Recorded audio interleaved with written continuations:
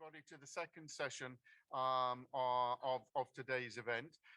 So now we're going to take the lessons we've learned from the first session of systems thinking in education and applying systems thinking into a real world situation. And today's topic is going to be transport. Closer to the mic. Sorry. Again, as we did earlier, what I'm going to do, if I may, is I will ask our experts to introduce themselves to you and tell you a little bit about themselves, tell you a little bit about their work, so you can understand them in context. You can sort of get their thinking in frame, and then once they have all introduced themselves and you have an understanding of who they are and what they do, then we'll move the conversation forward. So if I could actually ask Danielle to tell us a little bit about yourself. After you, Danielle. Thank you. So my name is Daniel Nukwi. I'm a joint PhD candidate at the Universities of Manchester and Melbourne. What I'm briefly kind of looking at is I'm really looking at the future of cities. My kind of broad area of expertise is around kind of urban innovation, as well as kind of urban planning, urban studies. And I'm looking at how changes in technology, so specifically things like digital platforms, might enable a different future for the way we're looking at environmental sustainability targets in cities. So it's quite, a lot of people tell me that's quite topical, and it kind of is, but it's incredibly difficult to kind of pin down when both innovation and sustainability in cities are, in of their own rights, incredibly complicated things. How did I get there? I mean, it's quite an interesting journey. So I did my undergraduate in human geography at Queen Mary University of London, just in the east side of London near the Olympic Park.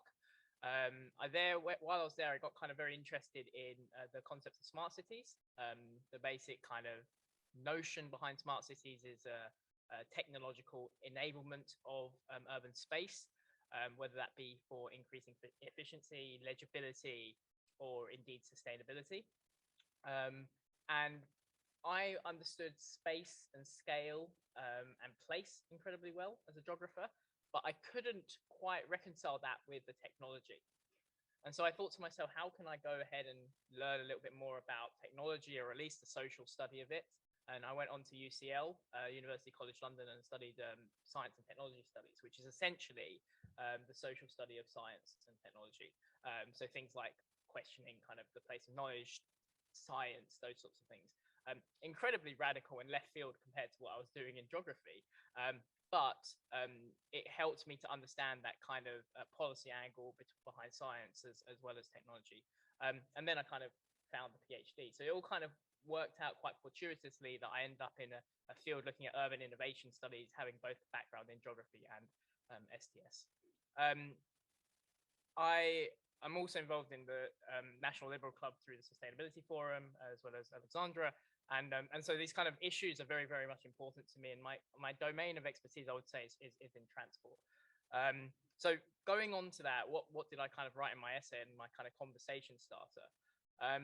My essay was really looking at the kind of domain of urban transport governance. So I look a lot at how we govern cities and how we govern places. And so I kind of laid out how the status quo is not really envisaging ideas of system thinking. And then I set out 4 ideas that we might look at to move the needle forward. Those 4 were 15-minute cities, the kind of hub and spoke model of cities that we've got going on at the moment due to kind of COVID, urban experimentation, as well as platform-based mobility management. And these kind of things, they might not one and not all move the needle forward, but they're interesting to think about how we can deconstruct cities from a different perspective. And so with that, I'll leave it there. I'm really looking forward to this discussion, and I'll hand it back over to Chris. Thank you, Daniel. Absolutely superb. Thank you so much for that. So if I may, I would like Audrey, please, to tell everybody a little bit about yourself and the work you do and your thoughts. Thank you. Absolutely. Really happy to be joining everybody, calling in from Washington, D.C. So really excited to see what an international and cross-sectional panel we have, both for education as well as transport. So I'm Audrey Denis. I am a strategy manager at Cubic Transportation Systems. Cubic is a transportation technology provider, from fare collection systems like the London Oyster Card, to intersection management that helps sort of manage traffic flow through the intersection, all the way to larger scale highways and traffic management systems. So really thinking about how we make journeys for users through cities and regions and even countries better, more seamless, more sustainable. And that's, I think, what brings us to this conversation around systems thinking. And was really excited to get the invitation from Chris, because I think that some of the work that we've been doing in the digital mobility space and really thinking about what does the future of transport look like is really well aligned to this concept of systems thinking. And I think as we start this conversation, it's really important to ground ourselves in sort of the purpose for mobility. And mobility is such a core part of people's lives, whether that is getting to work, access to educational opportunities, to community resources, to healthcare. Having real access to the transport network is absolutely critical. And that needs to be accessible for everyone. So people of all walks of life, of all abilities, of all backgrounds need to have access to the mobility network in a way that's going to allow them to facilitate where they need to go. And I think there's another critical piece of that, which is thinking about how do we drive this vision towards removing stress from those journeys. So the stress of a new college grad who doesn't want to be late to their first interview, or a single parent that's trying to get home and spend a few minutes with their kids before they put their kids to bed. So really thinking about how critical this transport network and mobility is in people's lives. And then I think that we have this whole other factor when we're thinking about sustainability. So agree a lot with what Danielle was just talking about. So thinking about how does the status quo not really support what our future vision is.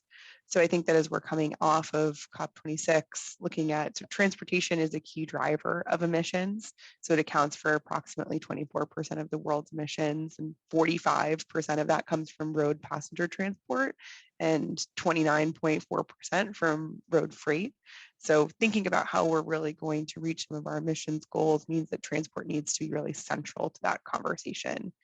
And we're only expecting that demand for transport to increase. So by 2050, we think that 2 out of 3 people worldwide are going to be living in cities, and that's going to drive threefold the demand for freight as well as for passenger vehicle miles traveled. And so as we face down these emissions targets, how do we really think about how we move the needle, and how do we do things differently this time in comparison to other times when we've started to sort of think critically about reducing emissions?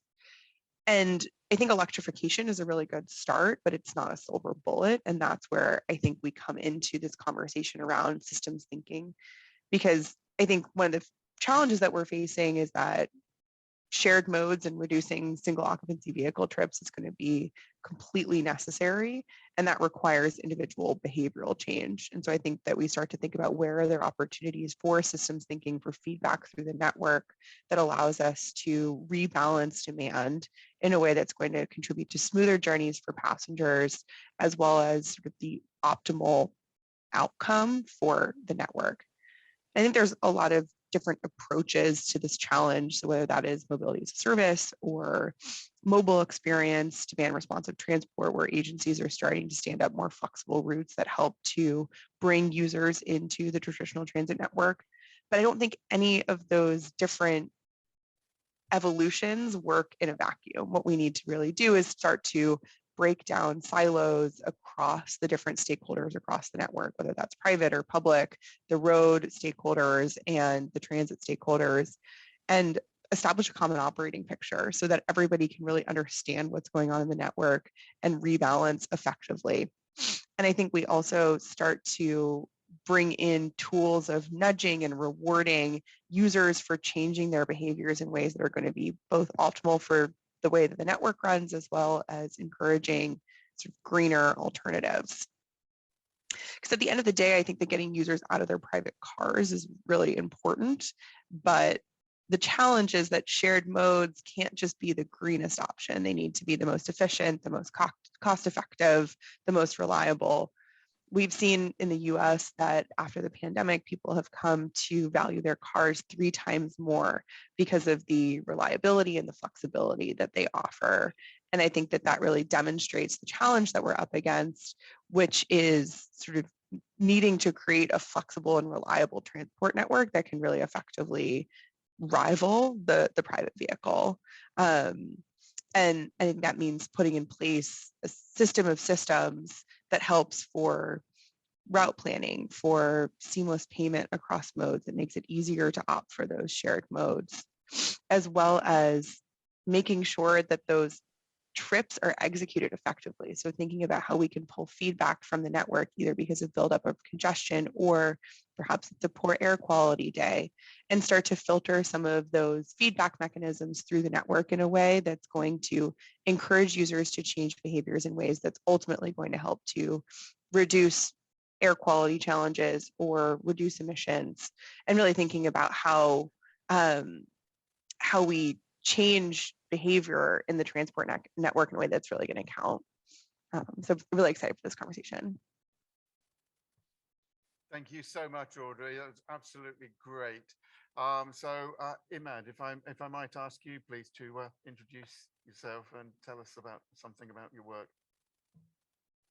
Thank you very much. Thank you very much, Chris. It's a pleasure to be here. So a little bit about myself. I recently completed my PhD in infrastructure economics and finance from University College London.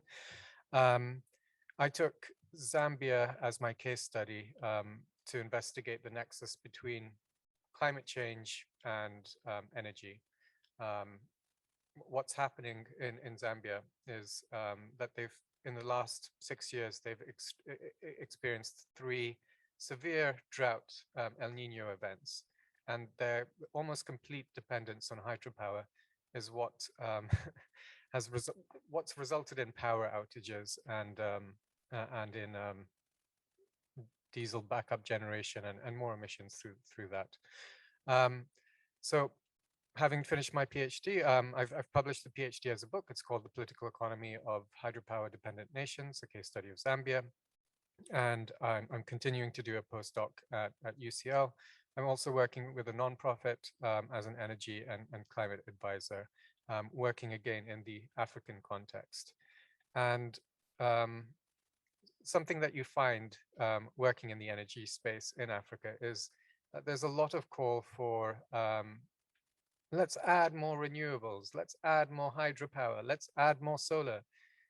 But you need to have joined up thinking. If we don't have the capacity or the finances for the battery storage to go with solar, then solar is only going to be useful during daylight hours, and you can't surpass a certain amount of it's going to be useless at nighttime. It's going to be only useful during daylight hours, and it also destabilizes the grid. Again, adding more hydropower adds to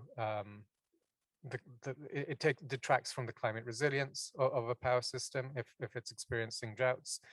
And hydropower isn't always good from a global warming potential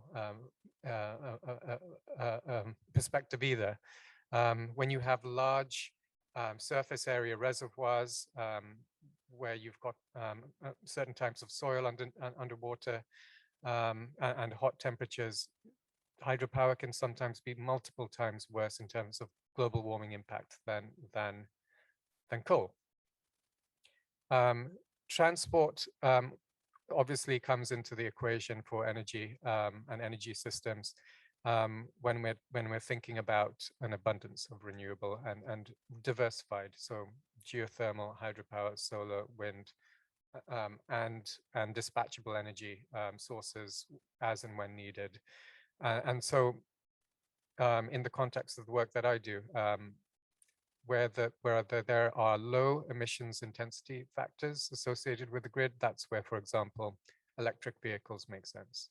They wouldn't make so much sense in a country like Tunisia, where the grid is predominantly fossil fuel driven.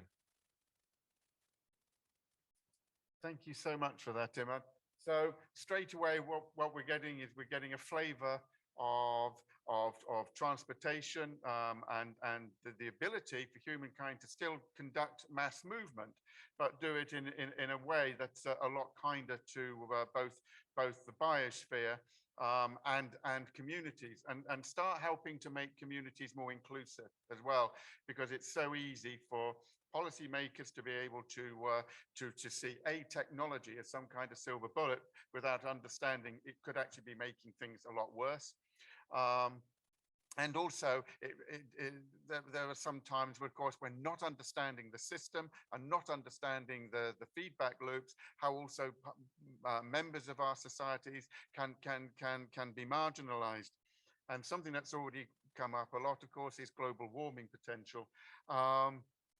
And of course, everybody talks about carbon footprint. So I'll throw in the first question, if I may, is also thinking in systems, of course, and not looking at something like carbon footprint, because sometimes if you actually look at the global warming potential, an answer, a solution may actually have a higher carbon footprint, but it actually have a lower global warming potential. So we need to look at maybe a different gauge, so this kind of thinking, how do you feel this can actually be applied to transportation, say, for example, between cities and rural areas, or even further afield? Who would like to take that one first? Audrey, you got voted on that. Well, I think that's a really good question. And I think that a really critical part of this conversation is thinking about how do we define the measures that are really contributing to exactly what you're saying, which is carbon footprint versus global warming potential. Where do we see those being the most severe in the transport network? And I think that that's a question that remains somewhat open, but I think that there is a lot of ways for us to start to collect data from the sensors that we have in the network to start creating some of the frameworks and structures to help us to think about how we really sort of contribute to change. So I think that putting through air quality sensors and cameras that help us understand where congestion is and what the different makeup of cars on the road is, and being able to start to correlate some of those factors together to understand how do we see emissions and global warming potential changing based on the makeup of the network, and using some of those insights to start to incorporate into our systems thinking. So I think that there's definitely a lot of opportunity for it. I think that there's just a real need to start to define what are the relationships between a lot of these different factors that are part of this larger ecosystem in question. Cool. Danielle, do you have any thoughts on that, please? Yeah, so I think since kind of the IBM Smarter Planet in 2007, there's been a lot of work done to implement these kind of technologies into cities.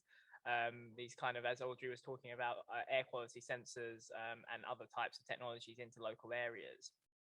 The kind of promise behind those may have fell a bit flat, but I think where the direction is going and where there is potential is now that we have those technologies in place and they are doing the work of, collecting information that 15 years ago, it was incredibly difficult to collect, or someone had to stand out with a stick 24 hours a day, whereas we can just do that with maintaining technology.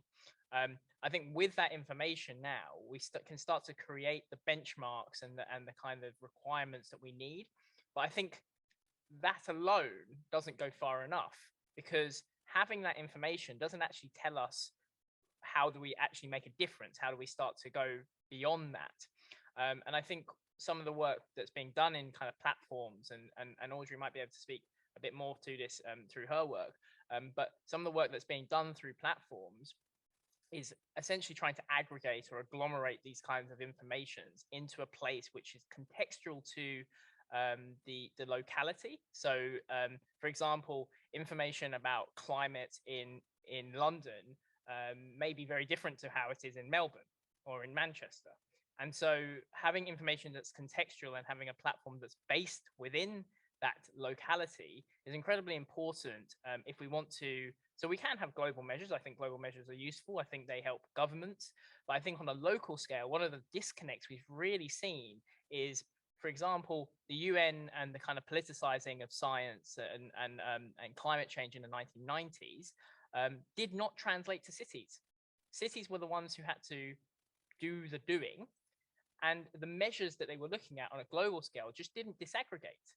And so if we have that information at a local scale, possibly in a platform or some sort of other kind of agglomeration of that, we can actually start to work on these kind of localized, place-based figures, and there can be some real work done. But if we're constantly working on this kind of global footprint, global carbon footprint, or global warming measures, we're really not going to make a difference on the ground. Did you want to add something here, Matt, and then I'll come back to Audrey? Yeah, Chris. The question was about. Could you just repeat the question for me? Because I have something I want to say, but I'd like to frame it in the right way. So it's about not focusing on a single technology, but look at an integration of technologies and move away from just looking at a single number of carbon footprint and maybe looking at something more encapsulating and integrated, like global warming potential. Yeah, certainly. No one technology is a panacea, and it's ridiculous to think it is. I'll take electric vehicles as one example. There's a lot of embedded carbon in electric vehicles. It does not make sense to replace an internal combustion engine vehicle with an electric vehicle when there are certain conditions. For example, if the driver is an infrequent driver, you have to look at the life cycle assessment. You have to look at the life cycle emissions of the driver. Are there going to be more emissions associated with purchasing a brand new electric vehicle, which is very carbon intensive to manufacture, than just using an already existing vehicle that's on the road, but very infrequently? You need to look at the life cycle use. That's just one example. Yeah, no. So one technology does not serve to as a panacea. And in terms of systems thinking, again, electric vehicles are not the solution to combating climate change on their own. We need to be a lot more. We need to think a lot more broadly in terms of we cannot. First of all, we cannot physically replace the whole stock of internally combustion engine cars with electric vehicles, because there's just not enough cobalt and lithium on the planet to replace the batteries. So it's not physically possible, but it's also going to use more than the carbon budget that we have before we see cascading climate events. We need to rethink how we deal with transport in the first place. Do we really need, as Audrey mentioned, do we really need single driver cars, or could we think up of something in the where public transport isn't going to be so feasible? Could we think of something that's a little bit more hybrid between private and public transport, with a sharing economy, with the proliferation of Uber, vehicles on demand, or zip cars, so cars shared by the neighborhood? I went out to Watford this weekend, looking house shopping. My family is expanding, and we fell in love with this house, but it was on a street that was 28 minutes from the train station, and it was not close to any amenities, which we're very comfortable and familiar with now here in London. We're so used to walking everywhere. So just getting our heads around having to buy a car, having to drive a car, we didn't enjoy thinking about it. We didn't enjoy thinking about leaving London for this reason.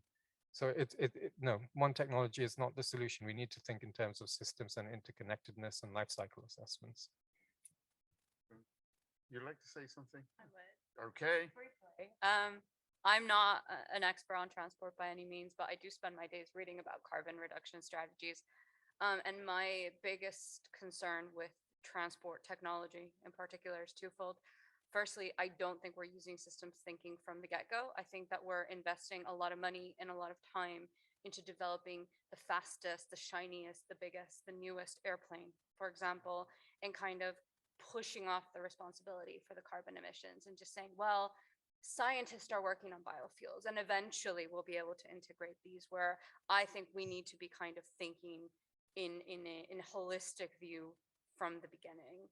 The second is very related to what we talked about earlier in education, where we come up with all these great ideas, but we don't really think of long-term impact. So bike sharing schemes are one example that I love to talk about because they're massively successful and in theory they're great. The problem is when you have more than one bike sharing company coming into the market, it goes from a responsible business model to one that's now just creating waste, and it's adding to the current issue that it's trying to solve. So I do think that, again, not a transport expert, but we need to be thinking about these things very, very early on from the inception of the technology, rather than hope someone figures it out later. Yeah, I mean, that's a brilliant point you make there, Alexandra, and thank you for that, because transport is another area where it's so easy to completely miss what we've already got.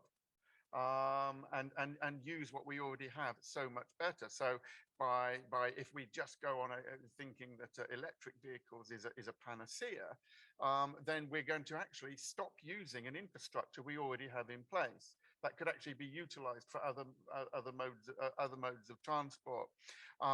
So what are your thinkings on this, Audrey? I think there are so many good points that have been made. I completely agree, going back to Danielle, when you were talking about platforms and the opportunity for local insights. I think that was really key. So I think that sort of one of the greatest opportunities that we have in systems thinking at the local level is really being able to understand different drivers for emissions, for global warming potential, and then being able to really think about what does behavior typically look like in these localities, and how do we have opportunities to potentially change it? What does the transport landscape look like, and how it's so contextual to a local area? I think that that really speaks to the 28-minute trip from the train station to the house as well. And thinking about how do we really fill in some of those gaps and identify where those gaps are, as well as make investments in where shared modes can help to fill in some of those gaps. So I know that's something that a lot of transit agencies have been doing, is setting up demand responsive transport routes. So kind of like a minibus shuttle that can pick up and drop off to major trunk lines, whether that is a bus stop that serves sort of the city center or the train station, but sort of creating better first mile, last mile connections that can bring users to the transport network in a way that does not require them to just opt to drive. And I think thinking about where we can identify those gaps at the local level and start to fill them in is really core. And there's a lot of digital platforms and digital technologies that help to underline that. So whether that's some sort of passenger movement analytics that helps us to understand where there are gaps in the network, or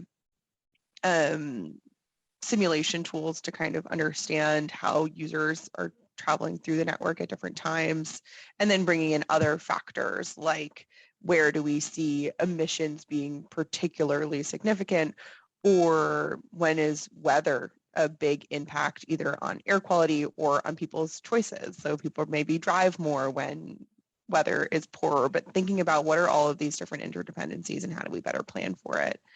And then I think for like sort of the last comment, I completely agree that I think there is a huge challenge in bringing systems thinking at the beginning of a lot of these plans. And I think a lot of that has to do with a really fragmented stakeholder landscape. So we have private bike share companies that are operating on what they hope is a profitable model versus parking authorities versus road authorities versus the transit network versus some private transit providers. And I think that the real challenge is that everybody is trying to support mobility to get people where they're going, but often in sort of all trying to drive towards that one goal together, they're not very coordinated. And so we're sort of speaking past each other in terms of actually efficiently operating the network. And I think that that's where there's sort of an opportunity for bringing together a platform that really helps to break down some of those silos, apply that systems thinking from the get-go, and help to sort of make investments and choices that are ultimately going to support kind of the efficiency and sustainability of the network, as opposed to kind of these individual goals of like making the road network run well or making the transit road network run well or supporting like bike share. How do we bring that picture all together? Yeah, brilliant points, Audrey, and thank you for that. So now we're moving the conversation on to organizations. People are saying, oh, we've got some solutions here, but unfortunately the solutions are actually running together like a road crash.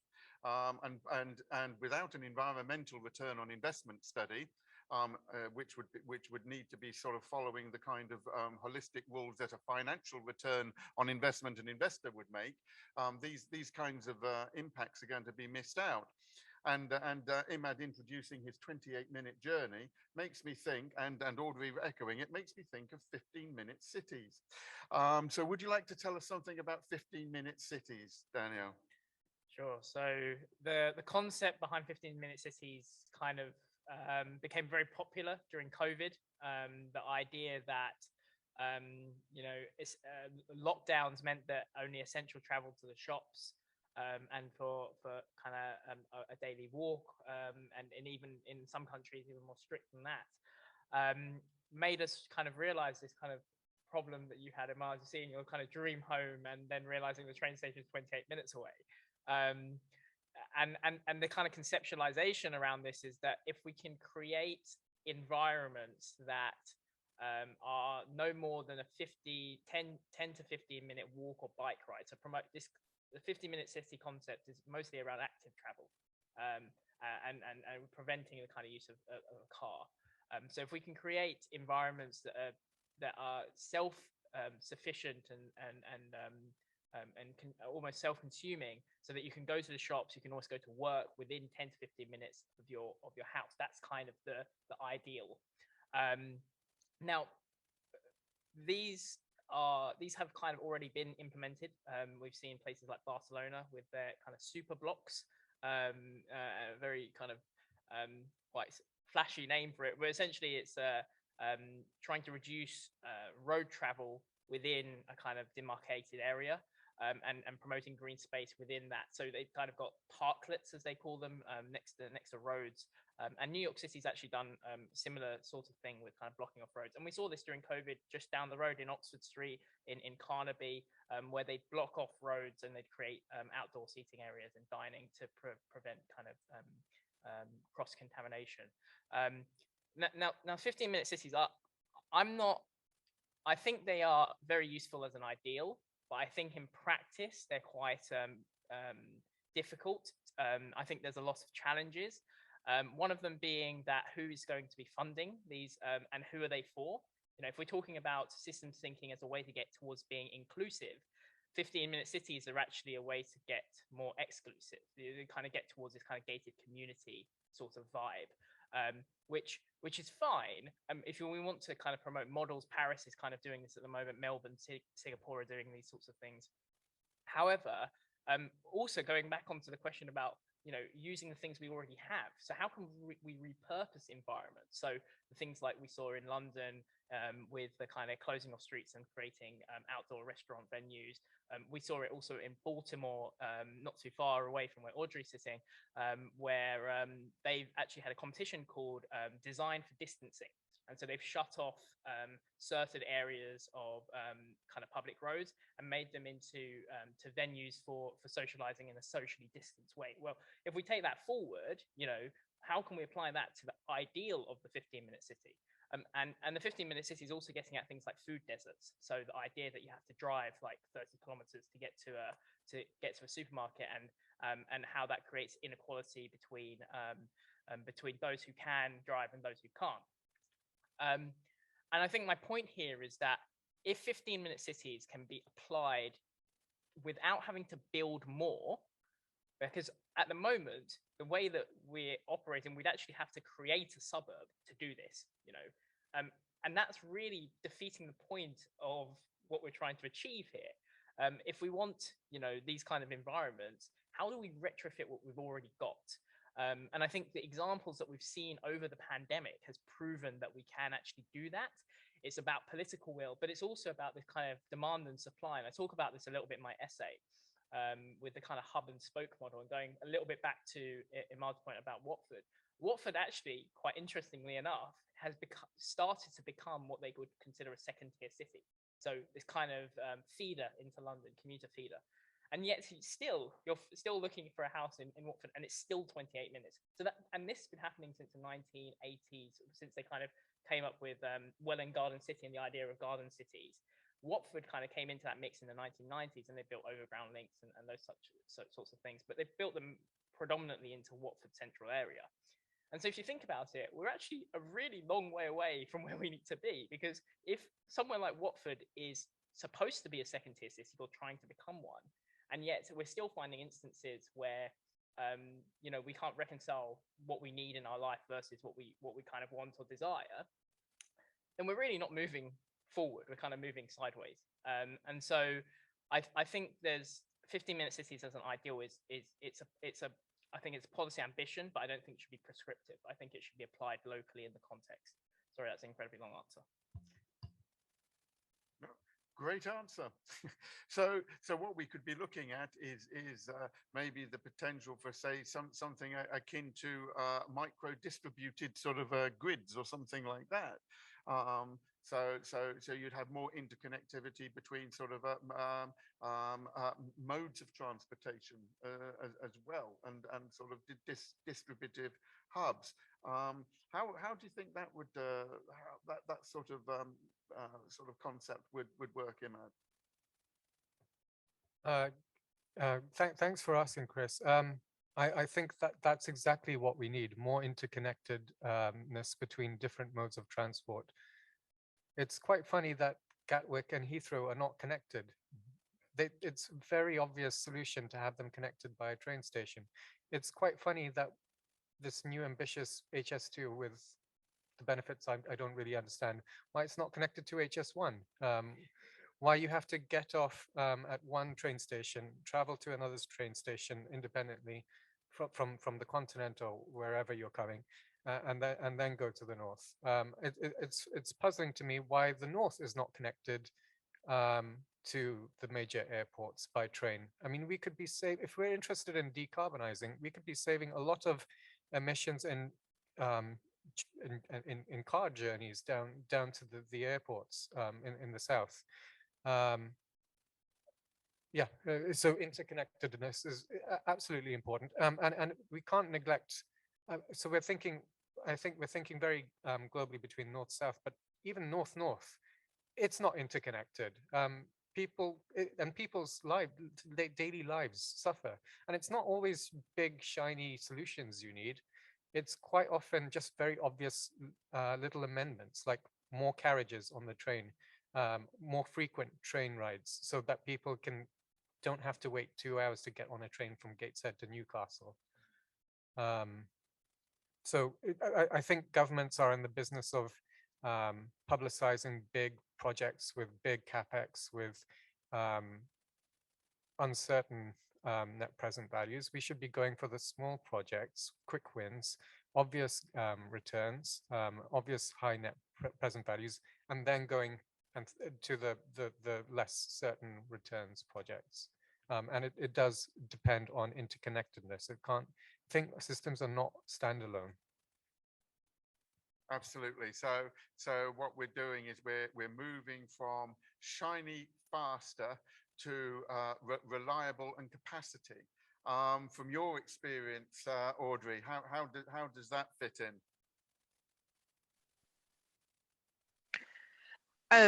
Yeah, I think that everything that's been said makes a lot of sense. And yeah, the transition towards thinking about how does a user tie together a trip, I think is a really important part of this conversation. So I think for a long time we've managed the network in silos, assuming that a driver is going to drive from their house to the city center and then they're going to park, and that's going to be how they're going to execute their journey. And so we've developed a stakeholder landscape that's very aligned to sort of siloed trips where a user might be taking a bus, or they might be taking a car, or they might be walking.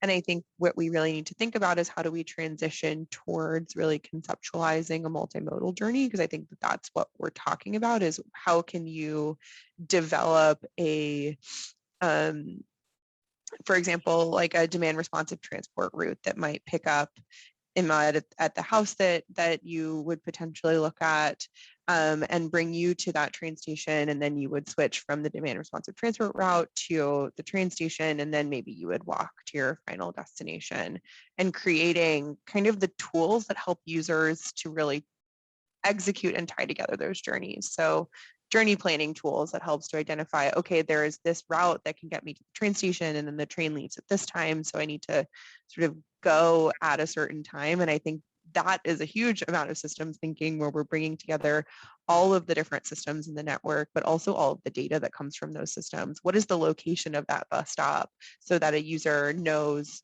what time they need to leave, when the bus is going to be picking up, and how that bus can then be connected to the train station or something like that. I think that there's a lot of ways that we can really think about sort of the user at the center of this, because ultimately this is not going to be successful. We're not going to push people towards some of these changes unless it's going to be reliable and efficient for them. So I think really sort of putting ourselves in the user's shoes is super important. I often feel this way because I don't drive at all. So I'm completely transit and transport dependent. So sort of thinking about like how would I get there? Like how would I do that? I think is a really important part of this conversation of really keeping the user and the person at the center. So empathy comes back in again, and understanding. Do you want to just make a few brief points on that, Daniel, on what Audrey just said? Yeah, I think there's a notion there about the idea about users is incredibly important. I think the fragmentation that you talked about earlier, Audrey, with between stakeholders. Yes, they kind of have this they kind of have this kind of goal of operating on the network or trying to make the network operate, but they do kind of have their own siloed individual goals, right? So for example, you have you mentioned Uber earlier. Uber's goal is not just to disrupt the market, but also to make money, right? So but that is very different to what a local authority would be doing in the service provision kind of angle. And so perhaps, maybe Audrey's hit the nail on the head there. Maybe the user is the kind of central node that we can use to bring these stakeholders together.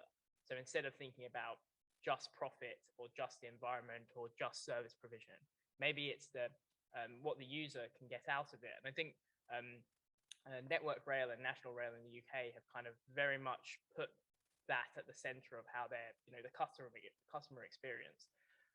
Now that has its pitfalls, of course, but it certainly is moving the needle forward a little bit further than where we are now, which is kind of moving across each other than moving together. So definitely agree with everything Audrey said there. Brilliant. Thank you for that, Daniel. So we're moving into empathy. We're moving into dignity.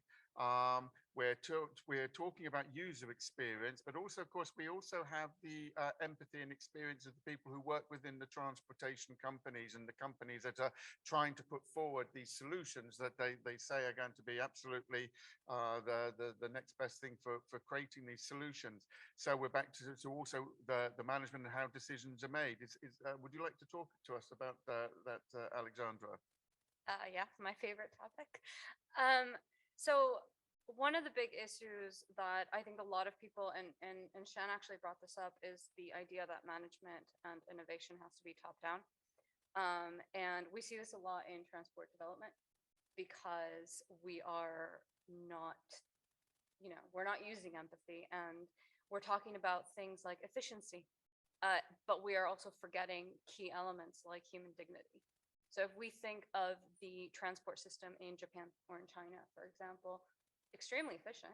People are getting to where they need to go, but we're not accounting for human dignity. And rather than creating new systems where people don't actually have to be packed onto these trains like sardines, we're making small changes. Like we're creating women-only trains or silent trains, which are a fantastic idea, but you still have the underlying issue of the system is not working for the person that needs it.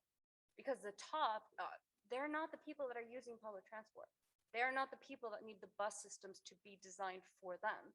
The single mother who needs to go shopping, the student that's trying to get from class to their part-time job to their dorm to be able to eat.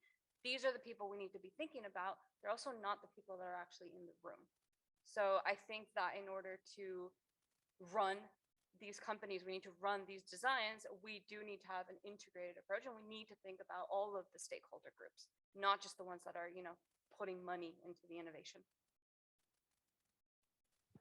I think to jump in really quickly, Alexander, I completely agree with you. And I think that we've seen through the pandemic sort of just a real underscoring of that point that you're making of like, who are the emergency responders and the first line workers who are the ones who are really leveraging the transit network. And I think we see that women in particular are often sort of more than half of riders in the transit network, but the transit network is very much designed for a traditional white collar commute. So like there's more capacity in the morning and more in the in the evening when you might be coming home and to a 9-to-5 job, but that the majority of people and who are taking public transit are often working shift work, or women are taking much more frequent but shorter trips.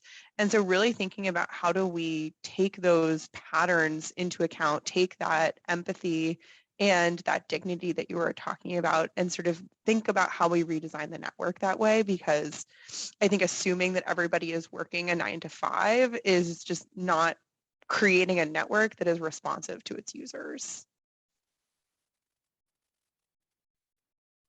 Have you got any more thoughts on that at all, Imad or Daniel?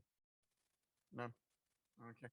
So it's really interesting again what Audrey's bringing up, because of course now we're into the connectivity, of course, of first responders, emergency services, and how all this also fits in, and how they can operate efficiently. So when bringing sort of trying to bring solutions of mass movement together, because we're often talking about cities, and we've talked about airports, but the rural communities as well is, and do you feel that there might be opportunities in being able to connect rural communities to the metro areas, of being able to actually start answering multiple issues simultaneously? And I think that's also the nub of systems thinking, is it's not just transport we're looking at. We are looking at obviously first responder, but do you also think there's answers in there for addressing anything from municipal solid waste through to energy distribution, that actually by bringing these answers together, we can actually use infrastructure we already have, and use multiple technology answers towards transport that actually address a lot of different issues. Would anyone like to start on tackling multiple issues simultaneously? No. I'd be happy to jump in. I think that when we talk about sort of some of these multiple issues, I think we can also think about like Healthcare, I know that often for people living in rural areas, especially older people living in rural areas, one of the biggest challenges is thinking about how do those people get to the services that they need, especially when driving becomes something that they might not be able to do as safely anymore, and thinking about what are kind of ways that we address social challenges like healthcare, like food security, as part of a conversation with mobility as well. And I think that it's a big challenge because the way that transport operates effectively, or at least public transit, is that there needs to be a certain concentration of people to help to sort of defray the cost of running a bus or a train. But I think that there are kind of creative solutions that we can start to look at for shared modes. I know something that's been sort of successful in a couple of instances in the US is volunteer services, where sort of an older person or somebody who might need a little bit of extra support is able to contact through kind of a digital platform a volunteer ride that can drive them and maybe a couple of other folks that might be going into the metropole to go to the grocery store or to an important dialysis appointment or something like that, and sort of creating some of these resources. And maybe it doesn't make sense on a profitable basis or even for the transit network to be the one who's running it, but thinking about where are there opportunities for us to leverage other social networks and other sort of network style thinking where that can be a volunteer or a community service that people are providing. Yeah, absolutely. Great points. So yes, Imad, please.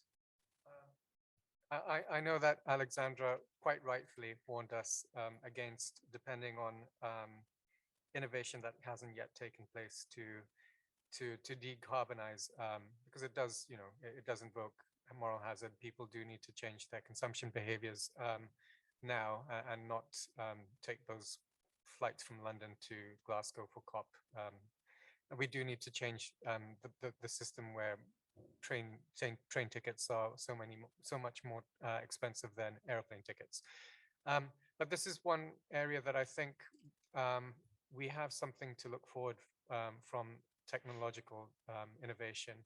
I'm looking forward to AI driven electric cars, because it allows you to right size the capacity charge for the vehicle. So you don't have to buy a big several £100,000 bus.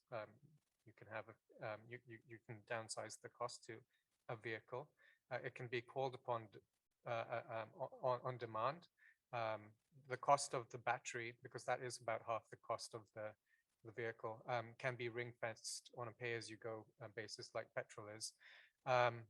And you can also do away with the fixed cost of the human being that operates the vehicle. So it's not a solution for now. It's perhaps a solution we can look forward to, though. Yeah, excellent points again. So now we're moving into obviously all the associated services that we need to associate with transport, with modern life, within metro areas. But what we're also, what I'm beginning to get a feel for also around the decision making is also being able to make decisions in the right order. Because a lot of decisions get made is that's going to be the right thing to do, and then somebody else will say that's the right thing to do, and there's lots and lots of people wanting to invent lots and lots of stuff. So we have more and more stuff, but the order at which things are applied can be absolutely critical. You know, it's like doing a Rubik's Cube, isn't it? You can actually do a Rubik's Cube in 20 moves, or you can just play with it. Now, mathematically, of course, if you just play with it, you will solve it, but you won't do it in 20 moves. And do you feel now decisions also need to be made in the right order? And how critical do you think that is to actually decarbonize mass movement? Who would like to start with that?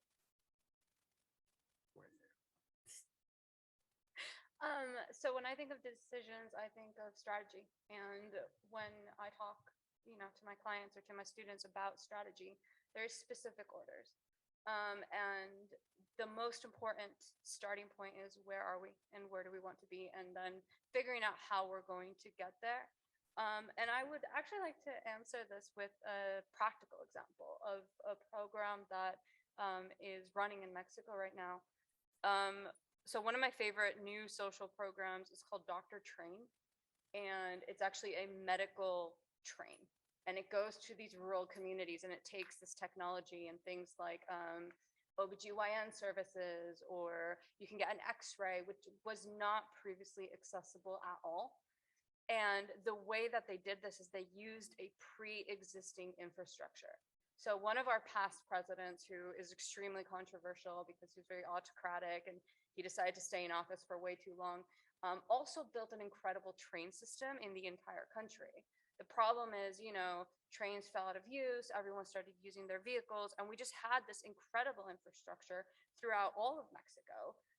And no one was using it, and still no one is using it. So what this foundation actually did is they took the workable railways that are still there. They identified an issue. They identified the assets that we could leverage to solve the issue. And then they come up with a solution, which was, okay, we have the train tracks and we have the technology and we have the money and we have the people. We're going to send the people there. And to me, that's a really good example of making a decision. This is what I have. I don't have to reinvent the wheel. I don't have to create a hovercraft to just use it's there. Maybe fix it up a little bit. So yeah, that would be my very long answer. Daniel. Yeah, coming in on that point, there's some really great work being done by a couple of academics in the US about maintaining infrastructure. I think that is kind of, it's so underrated and it's so not talked about, kind of, I've talked about HS2 and the kind of the dilemmas, the political dilemmas that have been happening with that over the last couple of weeks. And if we're thinking about, building new infrastructures, are we just going to continue to build? Are we just going to keep building and building? What about maintaining? So there's some interesting projects going on in Boston and in other parts of the US where you can actually report potholes, and someone from the city authority will come and fix them. Oftentimes those potholes just become bigger and bigger, and then they become massive holes, and then the road infrastructure just becomes unusable. So how can we actually move to more of a kind of maintenance rather than a building?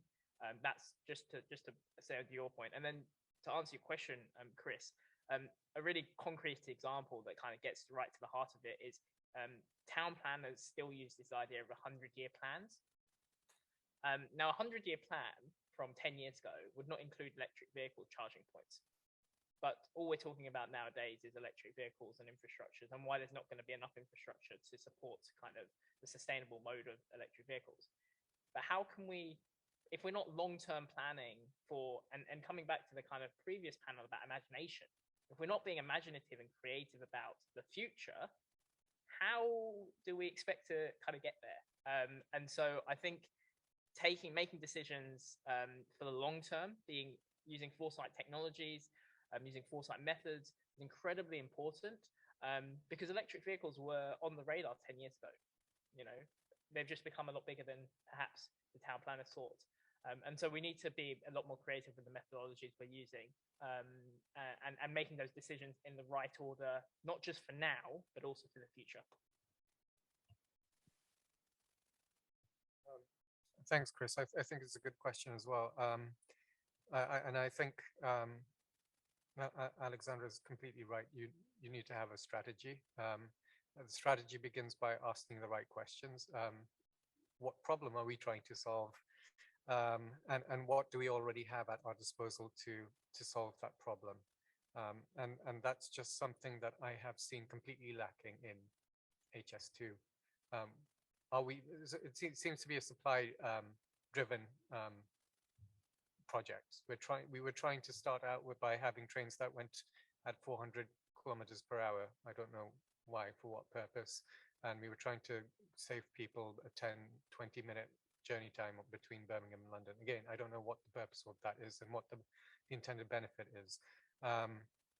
But if we're trying to stimulate the economy, decarbonize our transport, connect places that aren't connected, HS2 is not answering those questions, and it's not leveraging existing assets by connecting to already existing nodes.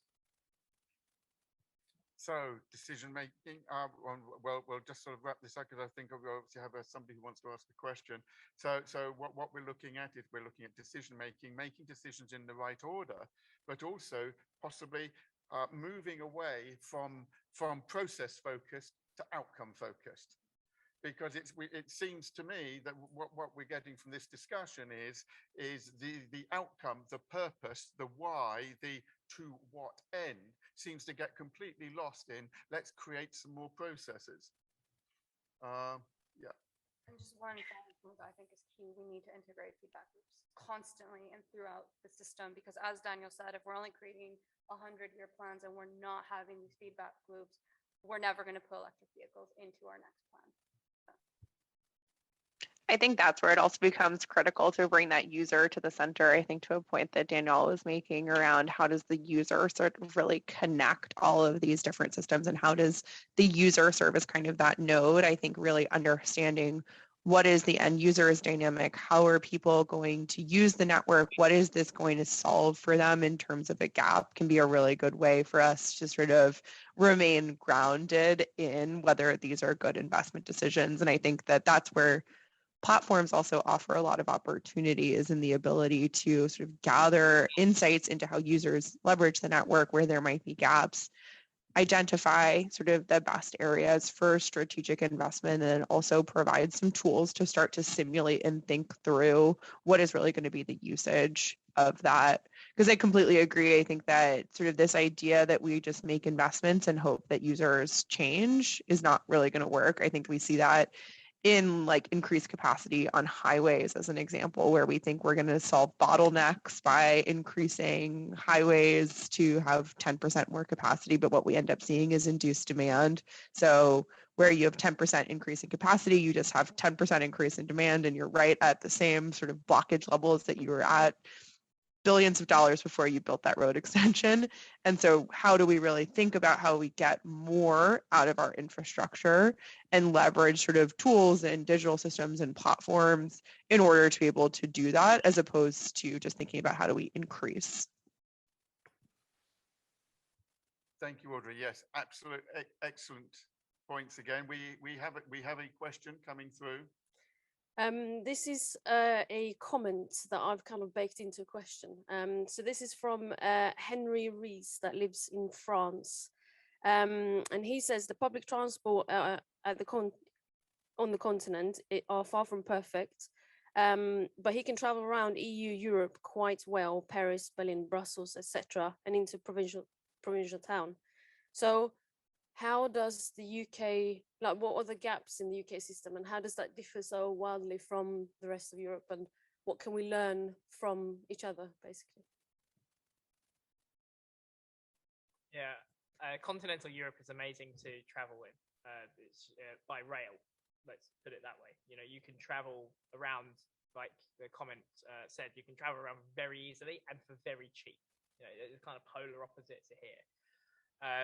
What are the differences? Well, I think, you know, I'll use the example of where I grew up, which was Southeast London. If you look at the tube map, if you ever happen to look at it for a journey, you'll see there's a massive gap in the bottom right corner. That is Southeast London.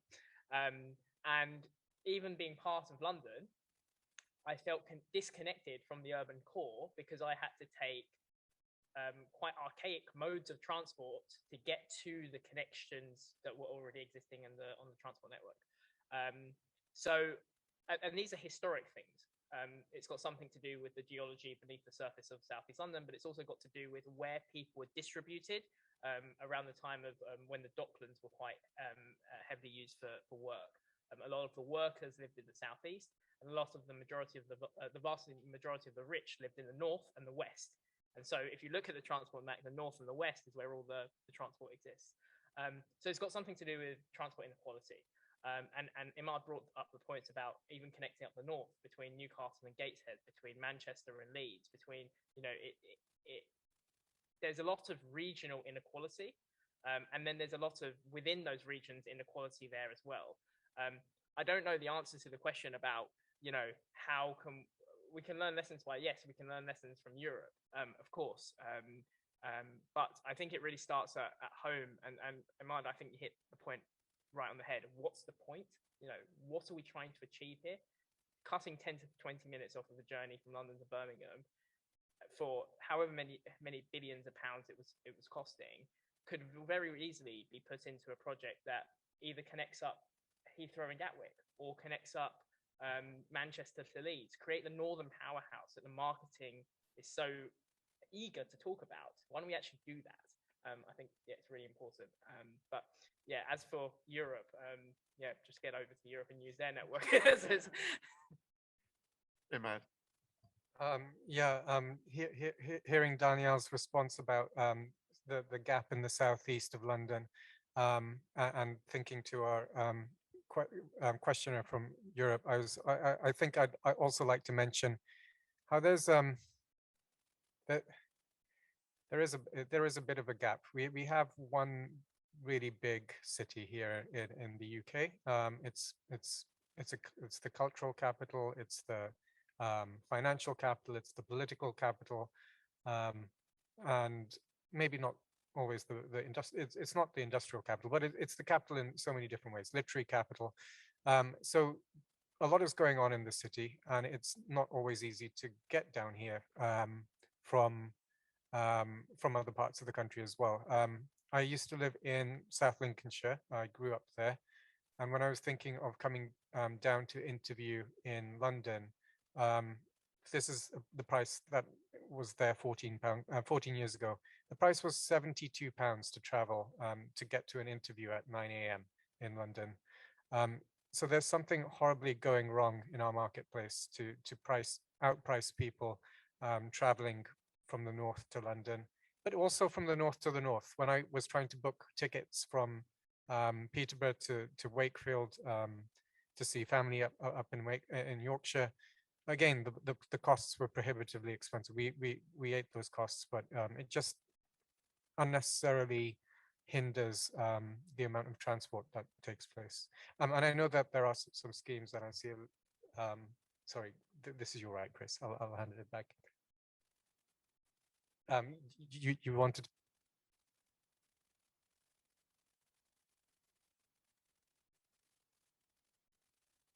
Question about the relationship between the bigger, wider climate justice and the social justice within transportation. The two examples that come to mind is just reiterating what you've all been saying.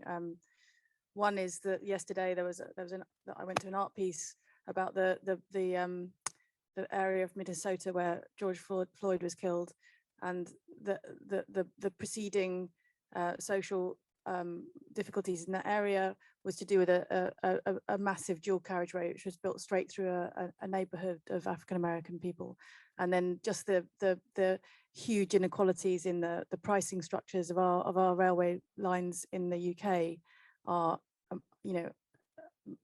just make a huge difference to the people who have and the people who have not. So the question is around social justice and climate justice. Not really. Yeah, really good points. Really good points. And again, so we're back into that decision making abilities, being able to make decisions in the right order. So I know that some advocates of HS2 would say, oh yes, it wasn't about the speed, it was about the capacity. But again, it's siloed thinking, because as was so well said earlier, surely the capacity elsewhere, the connectivity in areas like, for example, the Northeast, which is in desperate need of more efficient and connectivity to help boost the economy, would have actually been a better use of the money. So we're looking at not just capacity, but we're also looking at productivity. So what I'm really feeling across the whole conversation is that for all the technological advance we've had over the 100-year plan, for all the technology advance, we seem to be, our emissions are still rising. The services of the biosphere are still decreasing. Productivity is still falling. And society is fractured. So there has to be a shift in thinking and how these connections are made, because transport sits and mass movement sits at an efficient nexus of all these points. Yeah, I just want to pick up on that point that you made about productivity. Let's not it's the accurate word, but it means so much. When a person is waiting at the train platform for 2 hours, it ruins their day. First of all, they're going to be miserable at work. They're going to be miserable when they get back home late because they had to work extra hours, or and they'll be annoyed with their family. So it's not a good quality of life. They're not going to do a good job at work, and they may have even lost time at work because of the long commute. So yes, Chris, you're absolutely right. It is a loss in productivity, and it's just something that needs to be unblocked. We have the technology. It's just a matter of the correct political will and the correct order of doing things. Thank you, Ahmed, for that. I am very conscious of the time on my clock, and I have a feeling there'll be somebody tapping something very shortly, saying, I think you need to wrap up. I would very much like to thank everybody who's taken part today. It's been an enormous honor to have you all. It really has. And those who were speaking earlier who aren't with us just at this moment. It's been a great honor to listen to this thinking. And it does actually give you hope that this lot can be sorted out, but you just got to shift the thinking. And I think that is probably the primary innovation that we can actually do. And it can actually happen today, which is really important. Now, for those, we want this to be part of the journey of the conversation. We want the conversation to continue. So how you can be part of that is this session obviously has been recorded, and over the next week or so, both sessions will appear on obviously the Friedrich Naumann Foundation, and also will be available on the Paddy Ashdown Forum website. Also, very generously, all our experts have written the most fabulous essays. I've had the privilege of being able to see the essays, and that's all going to be curated into the most fabulous online publication. So again, I thank you all. There's a lot of hard work, a lot of effort, and they share a lot of expertise and knowledge, and that will be also made available free of charge for everybody to access and understand the knowledge that's actually being given to us. Also, there's 4 short videos being produced at the moment. Now, the videos are only 45 seconds long each. Actually, I think I told an untruth. I think one of them is 50 seconds. So we're really hoping that this should be able to fit in with concentration levels. But the thing is, of course, they're interdependent. So enjoy the videos. It doesn't matter which one you start, but if you watch all 4 over a period of time, no matter where you enter them, all the 4 videos will actually make sense because they feed back on one another. So that's rather fun too. It's rather experimental. So your feedback again on that will be really important. We are obviously organizing other events, taking everybody with us into conversations into the new year. I know that Rachel, for example, mentioned earlier about ecocide. And we have the privilege of Jojo Mehta, who's going to be with us in the early part of next year, obviously talking about as the founder of ecocide. So there's a lot of events. I would just once again, just like to also express our deep gratitude to the Friedrich Naumann Foundation, whose support in making this event possible, and everything we're doing with the publication, the videos and everything. Their support is utterly invaluable, and I'd like to express our very deep gratitude. Thank you for watching. Do keep in contact. If you're not on our database, you can join our database on the website, or just email us at info@the Paddy Ashdown Forum, and we can keep you up to date with all the events that we're doing and everything else as we go into hopefully what will be a better, healthier and 2022 for absolutely everybody. So with that, thank you very much indeed, and we'll sign off. Thank you. Thank you. Thank you so much, Audrey. Getting up so early. The first session, they were desperately waiting to go to bed, and you had to get up before you went to bed. Well, I was really glad to be a part of the conversation. So thank you guys so much. Thank you. Have a great day. Bye. Bye.